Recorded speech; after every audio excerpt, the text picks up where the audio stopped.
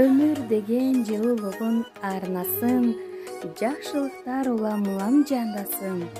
Узак өмүр чындын соолук тартуулап, жаратканын бактылуулук арнасын деп бүгүнкү биздин Жашыл күндүн ээси Жалал Абад областына караштуу Шамалды Сай шаарчасынын тургуну Шорукова Жайна Гөлдү бүгүнкү туулган күнү менен куттуктайбыз.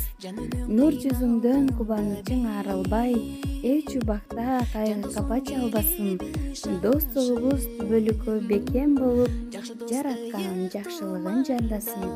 Досум сага чындын соолук, үй бүлөлүк бакыт, иштериңе ийгиликтерди каалаймын деп жылуу каалоо тилектерин узаткан досум Айсулуу. Жадырап колуң сунганда досум, казынанда өмүрдөгү досум, табылганда төрүндөгү досум, дилиме бир азык болгон көкөлөтү жан дүйнөмдү,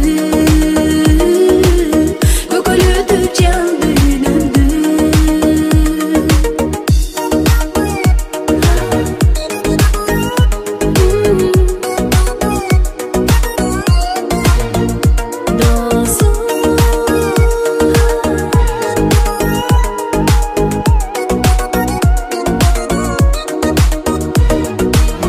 Көңүл кушул толкуп ташып, ой максаттар орундалсын,